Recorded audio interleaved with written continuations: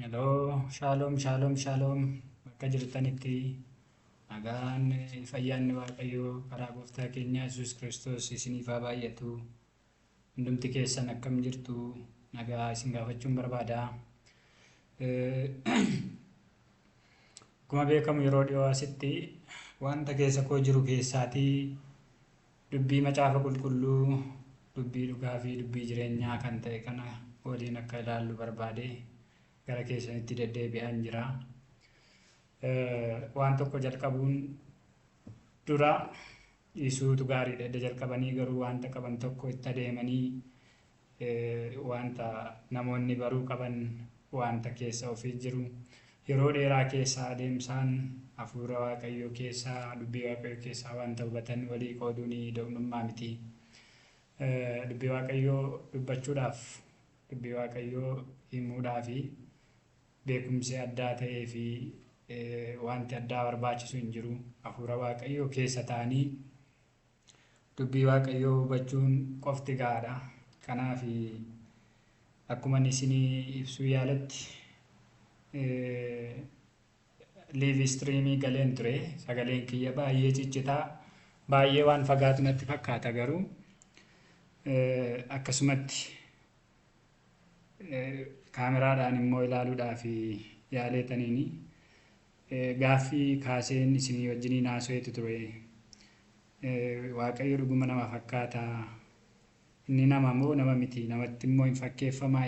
Macaafni qulqulluun kan jedhu kun akkamitti ilaalama? Amantiin biraa yookaan amantii biraa namoonni hordofan wanti kaasan akkamitti ilaalama macaafa keessatti kan jedhu irratti hubannoo xiqqoo walii wajjin akka qabaannuudhaaf fuula keessan dhufe. Kun immoo akkuma beekamu caafata qullaa keessatti Qolaasiyaas boqonnaa 1 lakkoofsa 15 irratti caafamee jira. Irra caalaa macaafa kana Amaariffaatiin keessa galee waanan baradheef xiqqoo ishee gara Amaariffaa isaatti kaa'uun Oromoffaatiin haasa'u.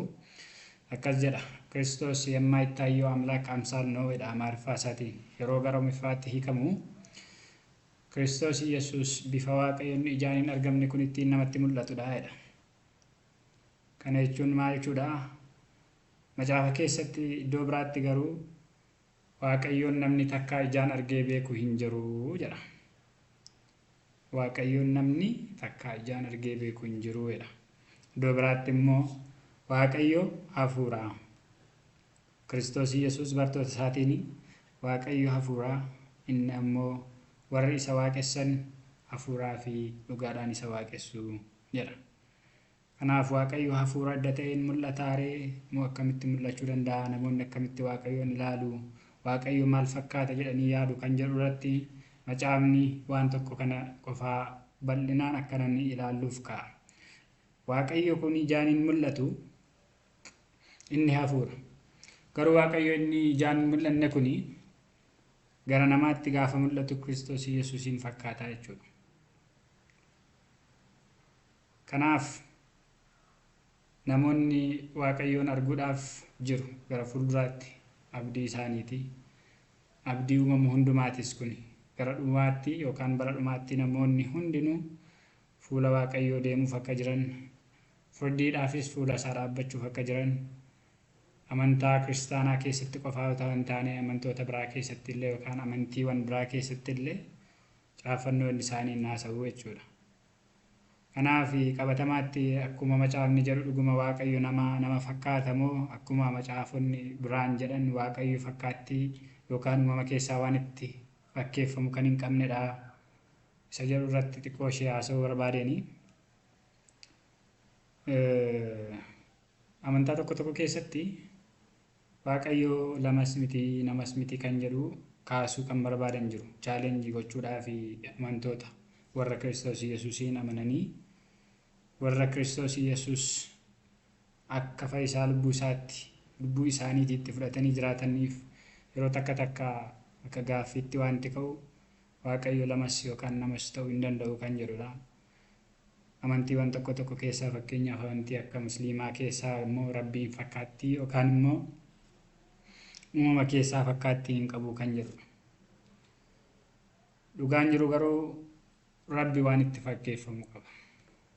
uumama isaa keessaa Rabbii yookaan Waaqayyo inni waaqaaf lafa uume jennu kun inni hafuuradha jennu kun waan fakkaatu kan hin qabne bifaa fi boca kan hin qabne otoo hin taane uumama keessaa kan ittiin fakkeeffamu qaba jechuudha. Mallattoodhaan isinii agarsiisuu danda'a kana Rabbi yookaan Waaqayyo ilaaltanii hin yaadaa, hin dubbataa, hin raawwataa, hin qaqqabaa, hin argaa, hin dhagahaa, hin socho'a. Uumamni uumama hundumaa keessaa garuu kana gochuudhaaf kan danda'u nama qofaadha. Kan dubbachuu danda'u, kan argu baay'een jiraachuu danda'a, kan dhaga'u garuu addatti kan yaadu, kan dubbatu nama jechuudha. Kanaaf Rabbiin namatti fakkeeffama gaafa jedhu macaafni nuyi kottaa namoota yookaan nama akka bifaa fi fakkeenya keenyaatti uumna jedhee gaafa dubbatu macaafa keessatti namni bifa Waaqayyoo akka inni qabaatu godhameetu uumame. Uumama addaarraa yookaan uumama biraarraa nama adda kan godhu foon uffachuu isaatii duwwaa otoo hin taane hafuura Waaqayyoo hafuura isaa isa jiraataa ittiin baafateedha macaafa. Kanaan Waaqayyoon fakkaata. Namni hafuuraan Waaqayyoon fakkaata. Fooniin bifa garaa garaa haa qabaatu malee hafuuraan garuu uumama keessaa namni Waaqayyoon fakkaata jechuudha. Kanaaf Waaqayyo mul'achuudhaaf bifa garaa garaa fakkaatee mul'atu malee Waaqayyo isuma hafuura ta'e sagalee ta'e sanatu foon uffatee Kiristoos Yesuus ta'ee nutti mul'ate jechuudha. Fakkeenyaaf akkuma isiniin jedhe iddoo tokko tokkotti Rabbiin waan itti fakkeeffamuu hin qabu jedhu garuu macaafni isaanii isa kanaa deeggaru malee dhugaatti immoo guyyaa tokko ilmaan namootaa firdiidhaaf fuula Waaqayyoo dhiyaachuu akka jiran hin amanu. Fuula kan jedhamu qaba jechuudha Waaqayyo isaanii. Isaanis isa arganii innis isaan argee isaan irratti guyyaa dhumaatiif akkaataa hojii isaaniitti firdii isaanitti muruuf akka jiru kana macaafni qulqulluunis ta'e macaafonni biraan hin dubbatu. Garuu Waaqayyo kun guyyaa dhumaatti yeroo firdiidhaaf fuula namaa yookaan namoonni fuula isaa dhaqanii maal fakkaateetu namootatti mul'ata kan jedhu immoo deebii hin qabani. Macaafni qulqulluu qofaatu isa kana raagaadhaan deeggaree nu kaa'a. Kiristoos Yesuus bifa Waaqayyo inni hin mul'anne kun ittiin namatti mul'atudha jedha. Kanaaf guyyaa dhumaatti Waaqayyo ilmaan namootaa gidduu buufatee nama fakkaatee foon uffatee isaan gidduudhaa jiraachuudhaaf akka jiru Kiristoos Yesuus fakkaatee akka inni isaan gidduu deddeebi'uuf jiru raagaadhaaf macaafni qulqulluun kaa'a. Garuu amantii biraa keessa galtanii yoo ilaaltan Rabbi waan itti fakkeeffamuu hin qabu yookaan nama sin fakkaatu uumama biraa sin fakkaatu haa jedhan malee guyyaa dhumaatti immoo Rabbiin arguuf akka jiran ni amanu. Rabbiin isaan arguuf jiran garuu maal akka fakkaatu? Bineensota biraa fakkaataa? Uumama biraa fakkaataa? Yookaan immoo leencadha moo sareedha moo akka amantiiwwan naannoo iddoo tokko tokko fakkeenyaaf namoonni quba qabdan yoo jiraattan Hinduizimii, Budizimii keessatti waaqonni uumamni hundinuu waaqa mataa isaatii qaba. Waaqa bofaa, waaqa handurree, waaqa saree jedhanii waaqeffatu. Akka kanaati Waaqayyo bineensa fakkaatee dhufeetu namootaaf firdii kennuuf jira moo Kiristoos Yesuus makanatu firdii kennuuf jira kan jedhu deebisuun nurra jiraata jechuudha. Kanaaf garaan keessanii shakkiin hin mamina. Kiristoos Yesuus guyyaa dhumaatti isa firdii ilmaan namootaa irratti muruuf jirudha. Waldaa kiristaanaa irraa jalqabee jechuudha. Firdiin waldaa kiristaanaa irraatiin jalqaba jedhamee caafamee waan jiruuf.